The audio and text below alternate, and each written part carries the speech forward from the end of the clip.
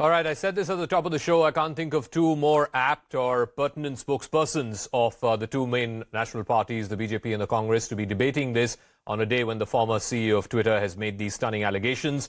Amit Malviya is the IT department head of the BJP, and Supriya Shrinate is the chairperson of social media and digital platforms of the Congress party. My request to both the spokespersons before we start the debate is please speak one at a time, because if you speak over each other, neither will you be able to hear each other, nor will our viewers. So let me start with you, Mr. Malviya.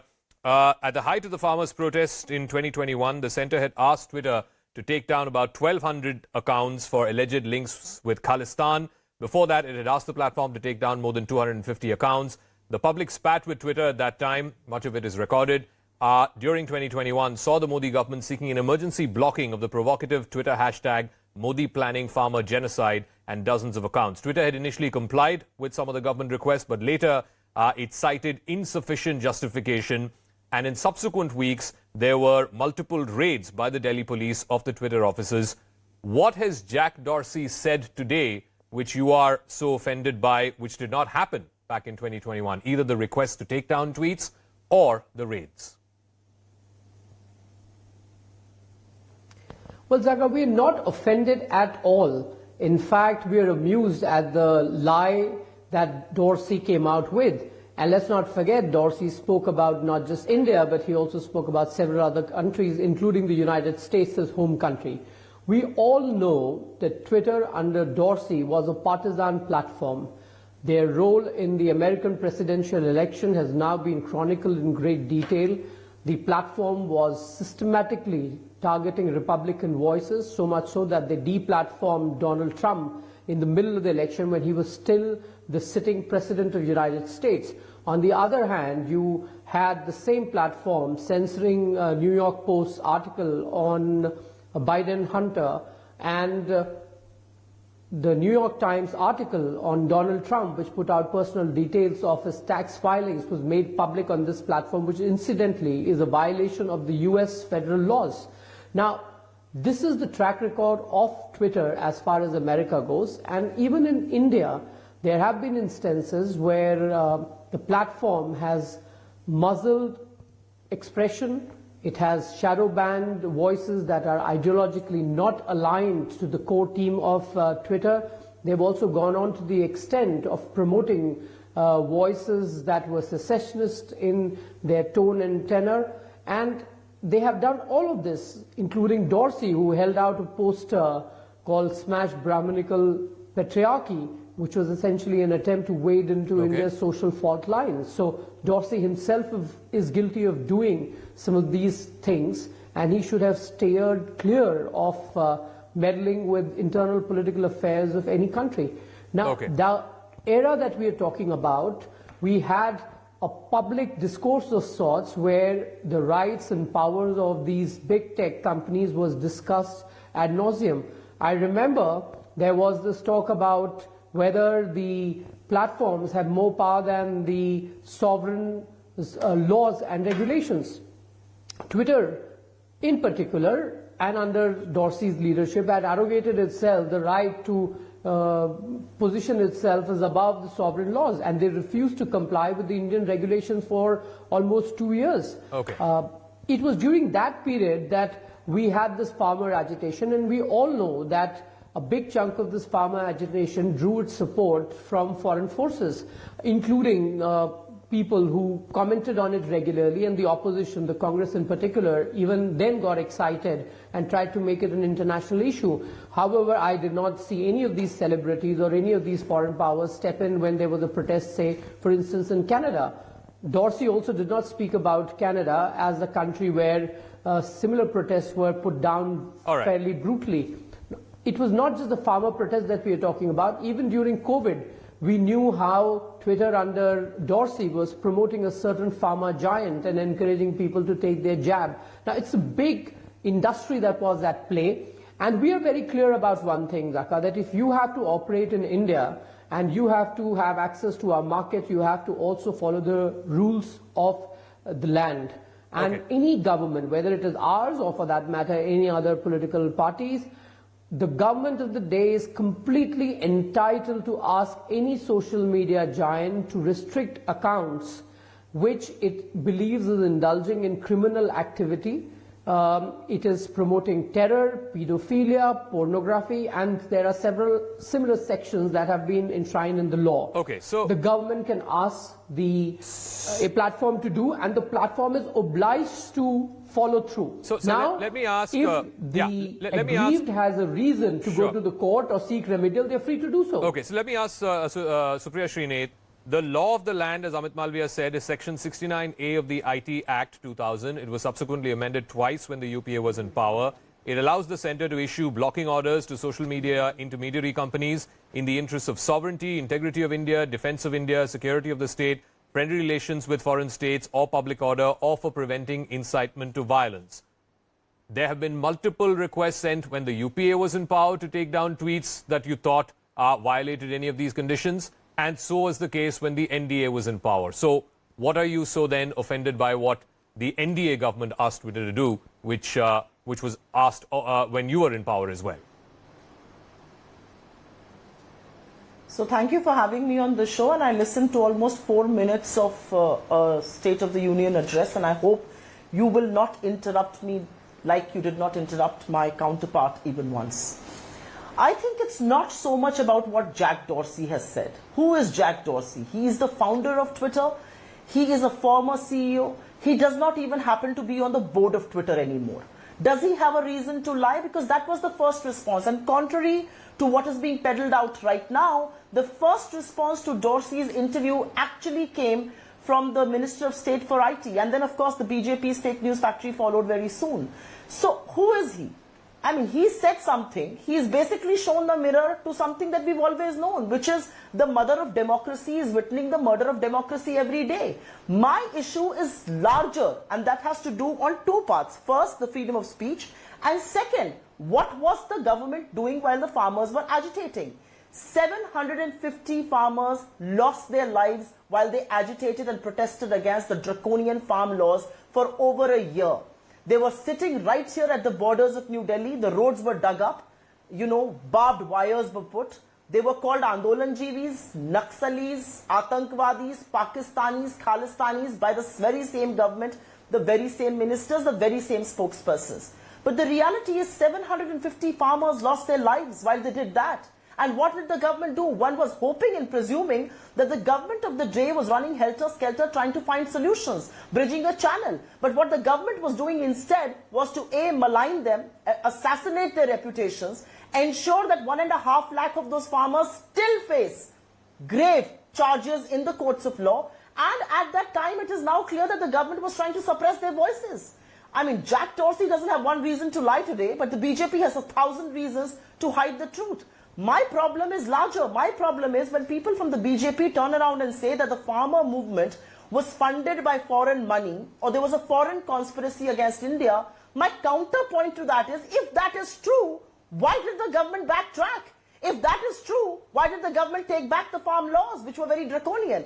The reality is you were assassinating reputations then. You did not care about the sacrifice of 750 farmer lives. You don't even care now. The reality is that you have an issue with anybody who shows you the mirror, anybody who believes in free speaking. This is the government that arrested a 21-year-old climate activist and alleged that she had a toolkit. They dragged her all the way to New Delhi, and guess what? In the courts, the Delhi police that reports to the Home Minister Amit Shah did not have a single line to prove, and it all came crashing down. This is the same police that arrests a reporter like Mandeep Punia. This is the same police that, this is the same government that is so scared of a Rihanna or a Greta Thunberg. Forget about the Indian opposition, and more on that as we speak. Okay, but Supriya, you have still not answered the question as to why should Twitter, if any company that is operating in this country, be it a real estate company or a news media company or a food company, has to comply with the law of the land, why should Twitter or any other social media platform be an exception to that?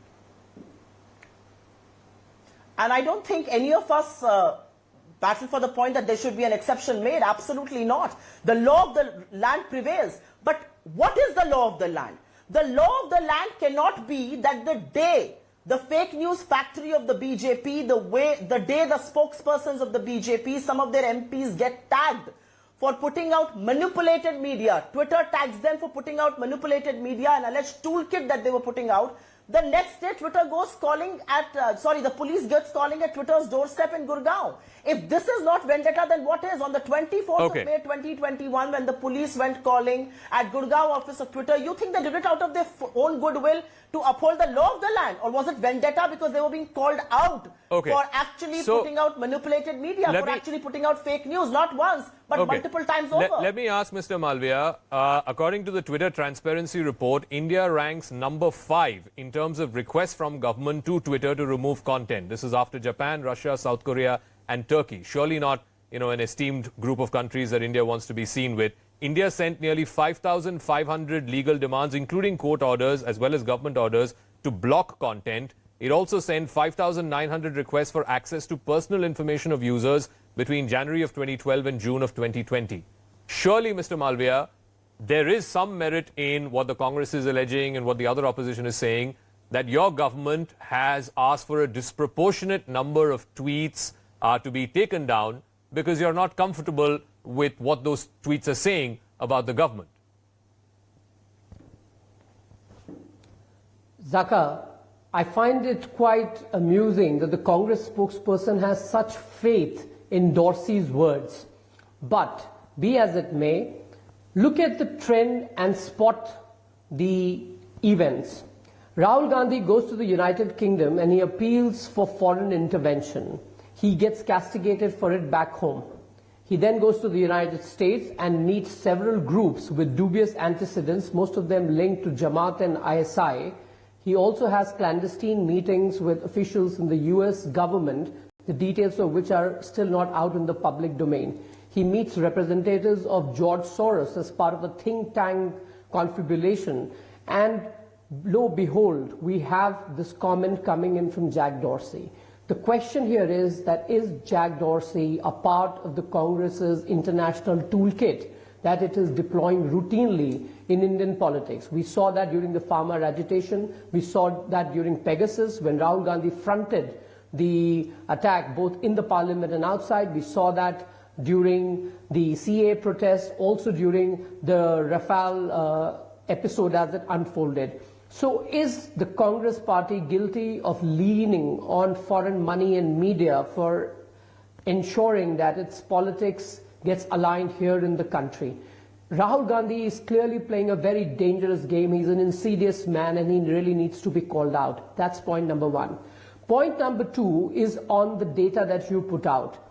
The countries that you mentioned, the 2021-22 transparency report of Twitter clearly says that there were 47,000 odd requests and a mere 8% of them came from India. The number would be in the vicinity of about 4,000 or something, similar to what you have quoted. But not getting into the exact number, it's a very small number when compared to the population of the country. Clearly, percentages don't do justice because you'll have to look at the complaint per lakh or per million or per crore as you like, and that's a very, very tiny number that we're talking about. Okay. The other point is that not all legal notices are sent by the government and they are not all meant to suppress voices. Some of them are legal notices because somebody's client may have approached the court and the court may have made some observation and issued the legal notice. Yeah. So there is a process here. It's not as if things are happening in the most draconian fashion and nobody seems to know about it. It's quite a departure from UPA era when 10,000 villagers had been slapped with the sedition case, when none other than a very benign Dr. Manmohan Singh came out and said that the Kudankulam agitation was sponsored by foreign powers. So we have had precedent and we've had instances where the UPA has been fairly ham-handed, not as nuanced as we have been. And I'm again repeating, it is the privilege and the prerogative of any government of the day to make demands on these social media platforms if it thinks that there are certain accounts which are running foul of law. Freedom of speech in India is limited by the amendment to 19A.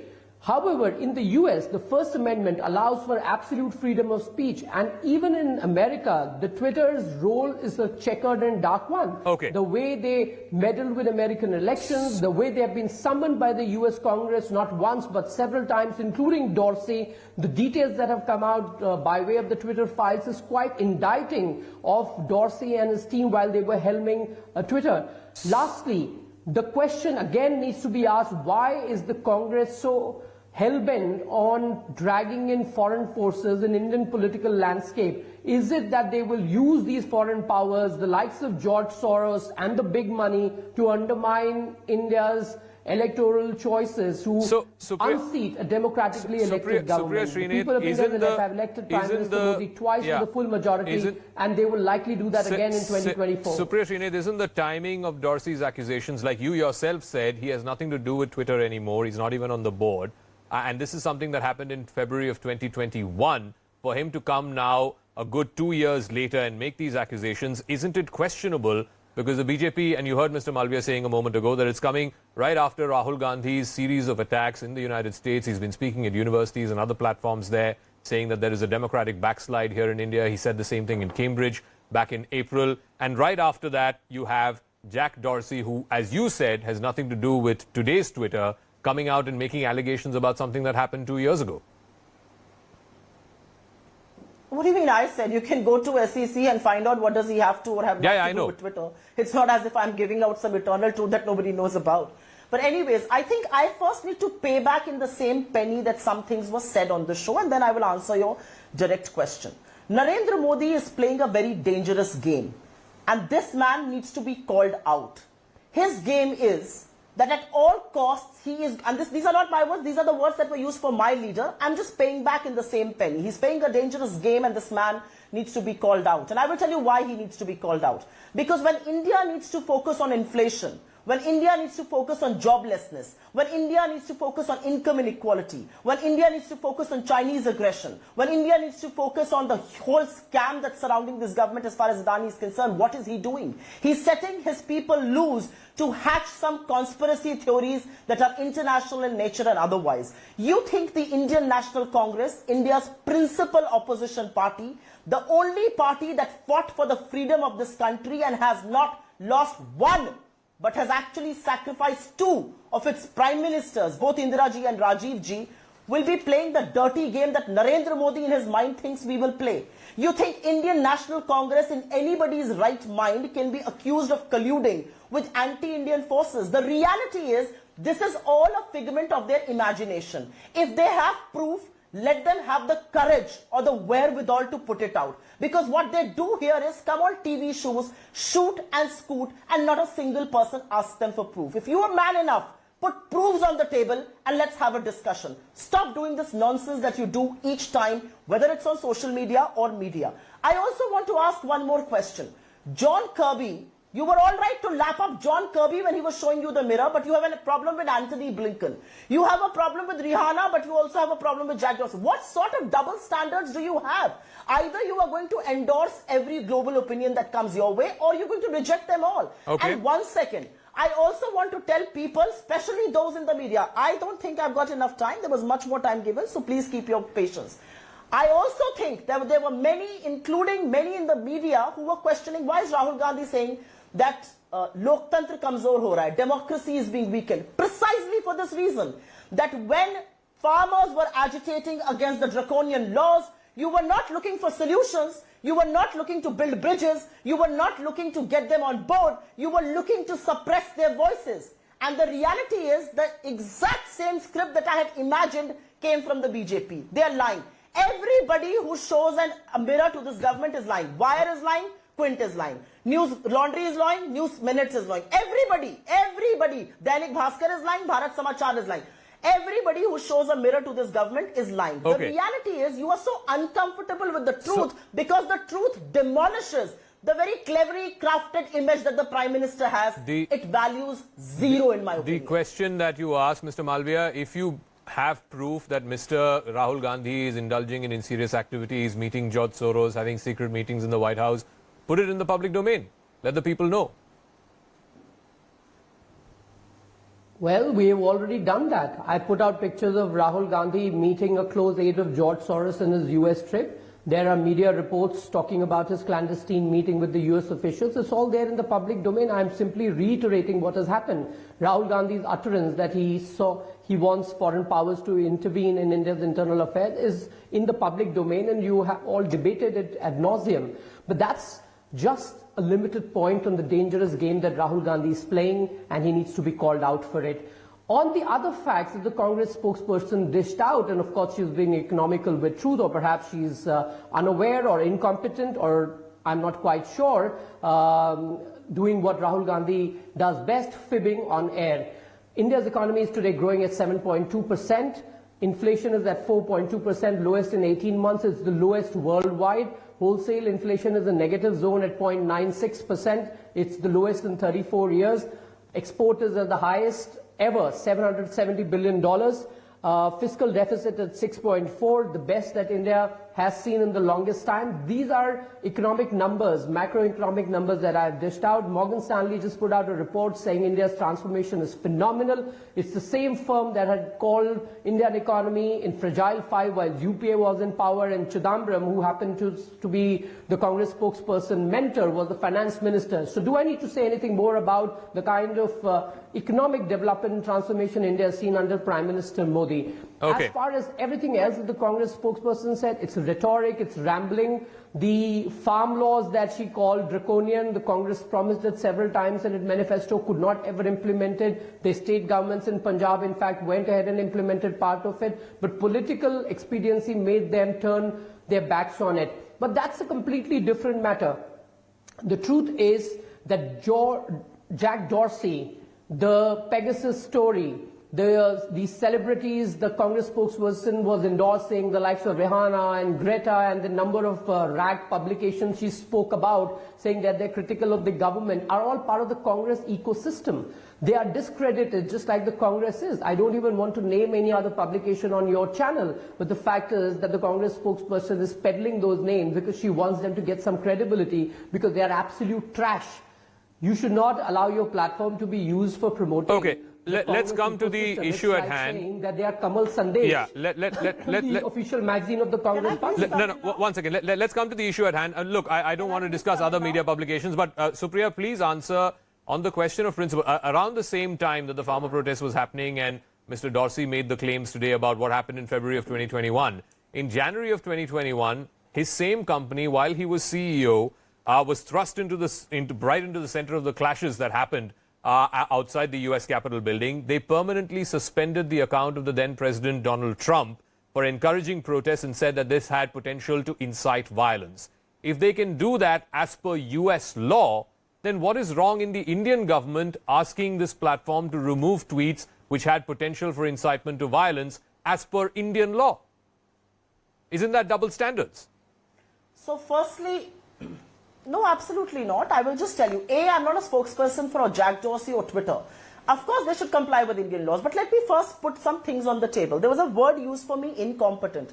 Go and see the same Twitter that you're bashing here, and you will get to know who's incompetent. We both do the same job. I happen to head a social media platform. He heads the fake news factory, and still being bashed for your incompetence every single day by your own people, by people in your ecosystem. I think, your head is in the line of fire. Save your job, all the best with it. The second important point that I want to make, don't be economical with economic truth, because there's something about economy that I understand and you certainly would not in this life. You want to talk about GDP numbers? Let's talk about GDP numbers. Where is consumption? It's below 60% in the quarter that was just reported. What are the LPG prices? The highest in the world in India. Petrol, third highest. Diesel, eighth highest. What is the level of debt into GDP ratio? At 84%. 84 damning percent. Do you understand the repercussions of those things? Do you understand the purchasing power parity difference between us and UK, who you keep tom-tomming that you've overtaken? $7,000 for India, $58,000 for the United Kingdom. So don't be economical with the truth. I know you are incompetent and inefficient and perhaps too naive to understand these numbers. Let me also say, you have issues with me quoting publications. I'll quote other publications. The Wall Street Journal, the Washington Post, the NYT. They're also all trash. The Time Magazine, The Economist, they're all trash.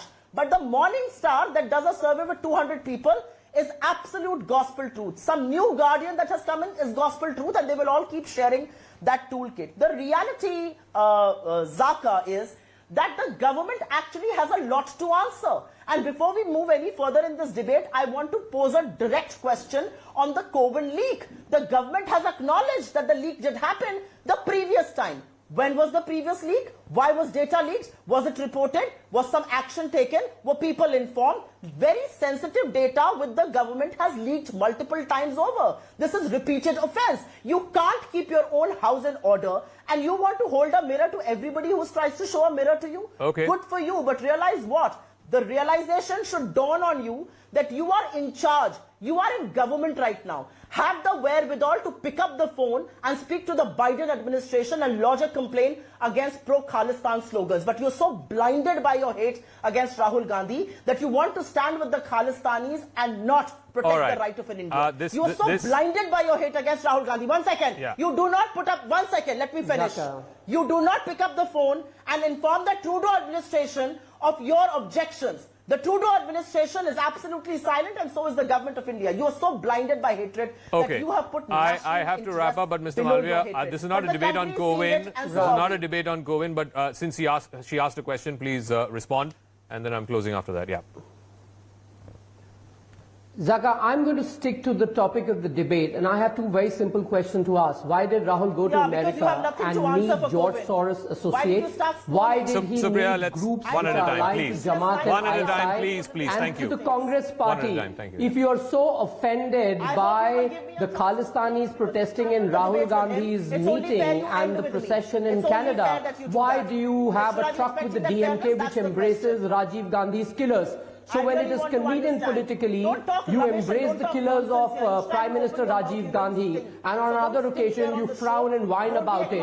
Please answer, why did Rahul Gandhi meet the Jamaat and ISI frontal organizations in Pakistan? Okay, I'm going to fade down from both the spokespersons because unfortunately for 28 minutes plus, we had a very good debate between both the spokespersons, and I must give them credit that they did not speak over each other, but unfortunately in the last 30 seconds or so, I think that kind of changed. So I'm going to pull down, but thank you very much to both Amit Malviya and to Supriya Shrinate for, I think, 99% of the time of that debate. We had a very, very meaningful conversation, a conversation between two party spokespersons without interruptions and without, of course, cross-talk. But